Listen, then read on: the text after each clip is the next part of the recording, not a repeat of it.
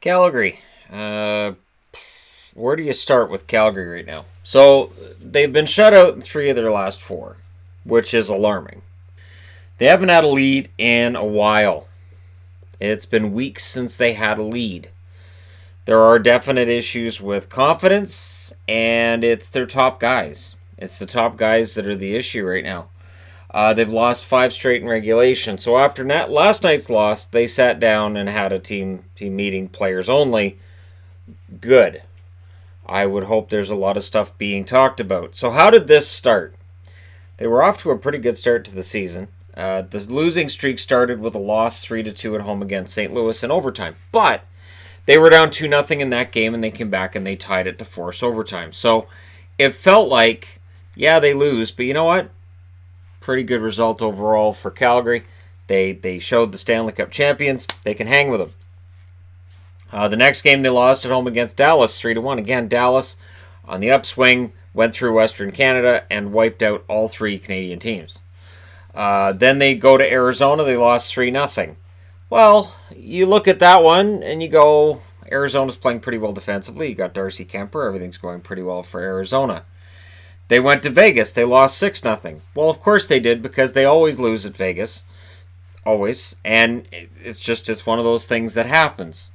They lost at home against Colorado 3-2. Well, Colorado, a very good young team. You've got Makar, who's having a fantastic season on the blue line. And honestly, pretty close game overall.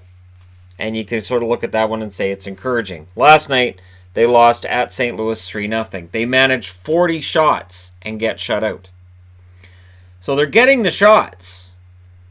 They're just not getting the goals.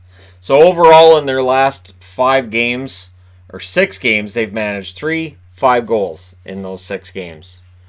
This is a massive problem. Now, we look at where they are right now. They are 10, 12, and 3. So they're 2 games below 500. They have 23 points on the season. I'll fix it. Don't worry, I'll fix it. Last season at this point, they were 14-9-2. They had 30 points. So they are 7 points behind where they were last year. They were 14-10-1 the year before, and the year before that they were 10-13-2 for 22 points. Now what's interesting is, right now, they've scored 62 goals. They've allowed 78. They're 24th in goals for. They're 27th in goals against. You point at almost any part of this team right now, and it's not working. But last year, of course, they finished 50, 25, and 7. They lost in 5 in the first round to the Colorado Avalanche. The year before, where they started with almost the exact same numbers, they ended up 37, 35, and 10. No playoffs, and Glenn Gulletson gets fired. So these first 25 games, almost identical, completely different result. And encouraging for Flames fans right now would be 2016-2017, they were at 10-13-2. They had 22 points, 1 less than they have right now, and yet they finished 45-33-4. They made it to the playoffs and got swept by Anaheim. So this was a team that started off 3 games below 500 through their first 25 and still ended up making a playoff run out of it. Now, Anaheim owned them because that's what Anaheim did, but not all is lost. And I've said this recently, I don't think Calgary's that bad. I don't think they're a bad team. I think it's just a bad run for them, and I think they'll bring themselves out of it. But when you look at it overall, so the numbers for Tkachuk, 10 goals, 10 assists, solid. But in their last 5, he has 1 assist, and he's a -5. The alarming ones are Gaudreau and Monahan. So both of them have 5 goals and 13 assists on the season. Gaudreau has 1 assist, and he's a -10, including a -5 that he put up against Vegas. Monahan, 1 goal, 1 assist in his last 5 games, and he's a -8. Elias Lindholm, 10 goals, 7 assists on the season, no points in the last 5. He's a -8 as well. This line, Lindholm, Monahan, and Gaudreau, was one of the best lines in the league for most of the season last year.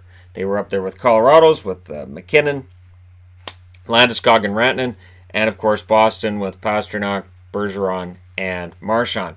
And there are others we could mention here, but those are the ones that come to mind off the top of my head as being the three that generated the most buzz during the season. We had the whole purple Gatorade thing, and everything was clicking pretty well. Johnny Gaudreau's been very visibly frustrated with the way things are going.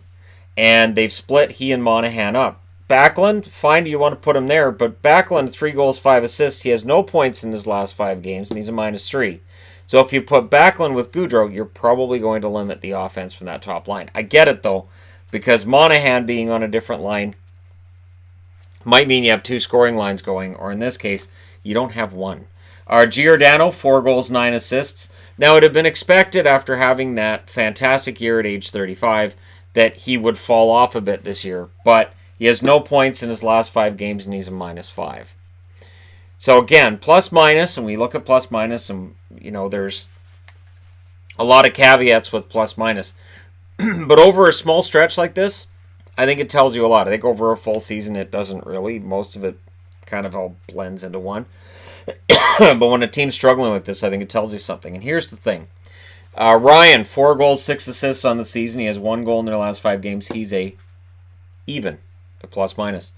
Mangiapane, 4 goals, 4 assists. 1 goal, he's even as well. So that line hasn't been hurting them. I'm not saying it's necessarily been helping them either, and that's the problem with being even. You're not necessarily helping or hurting. But that top line is hurting.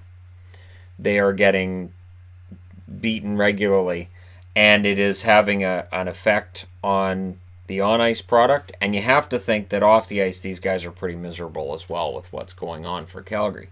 Now, in net, this story doesn't really get much better. Remember, they've lost their last 5 in regulation. Riddick's 9-7-3 on the season. He has a .909 save percentage. In their last 5, he's 0-3 with an .875 save percentage. Talbot's 1-5 on the season with an .893 save percentage.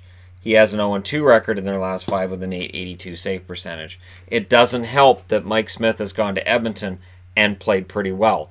It doesn't help that James Neal was traded for Milan Lucic. Lucic is a scoring non-entity at this point, and Ryan's put up, I believe it's 13 goals so far this season for Edmonton. It could be 14, but it's been a lot. And those are goals that this goal-starved team desperately needs. Now, I'm not saying that if James Neal hadn't been traded that he'd have anywhere near 14 goals with Calgary. I believe he would have been mismatched with Calgary again, and he would have struggled to put up points and goals. But it shows you that there are some issues with this team, and there may end up being some heat on the GM coming out of this season if things end up going this way, if it continues. So how does their upcoming schedule look? Not horrible. They have 3 more on the road, which when you're struggling like this might be the best thing. Ask Toronto about last night in Arizona. Being away from home can be fantastic. They go to Philly, to these Calgary Flames, then they go to Pittsburgh, and then they go to Buffalo. Now, of the 3, Philadelphia's probably playing the best. Buffalo's mired in their own muck on their own, so Calgary has to go in and try to take them out. And Pittsburgh, there are ups and downs. There's a lot of injuries going on there, because there always is with Pittsburgh. I talked about that in the news of the day today. And so this road trip, you've got to think they can get at least 2 out of 3. And they could go for running the table and get all 3 and get above 500 after this road trip. But I would think if they get 2 out of 3, that's successful and you can build on it. Now, they come home, and their next 3 after that are at home. They're at home against Ottawa. That's winnable. I know Ottawa's been better lately, but that's still a winnable game. It definitely should be. Then they're at home against Buffalo. So they're home against Buffalo within 8 days of having played them in Buffalo. So those teams only see each other twice, and it's within 8 days of each other. And this could be a very interesting matchup. Now, that's also winnable at home against Buffalo. And then they're at home against LA. Again, very winnable. So over their next 6 games, you have to think they could go 4-2. They could go 4-1-1.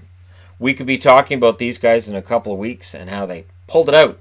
Because even if they just make hay against teams that aren't in the playoffs right now, Buffalo, Ottawa, there's Buffalo again, and there's LA. There's 4.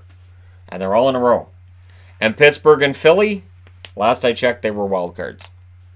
So it is a schedule that, while you see 3 more on the road and on the East Coast, it looks kind of tough. And they only get a single day off in between these games, and then they get 2 days off before their next game at home after that road trip. But there are teams playing worse schedules right now in November. This has been a rough month. You can see it right here. We'll see if they turn it around or not. The one thing that I have thought about with Calgary is they're one of these teams, I cannot find a reason for this, but there are teams in the NHL, Montreal, Philadelphia comes to mind, Calgary being another, Ottawa being another, up until very recently, that they make the playoffs, then they don't, then they make them, then they don't.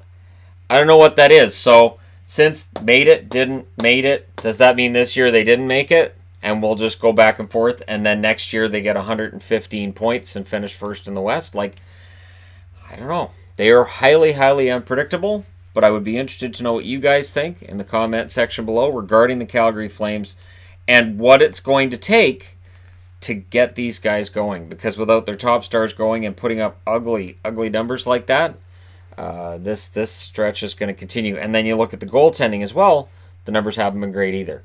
So let me know what you guys think in the comment section below as always. Don't forget to hit like and subscribe if you're browsing your way through. You just happened upon this video.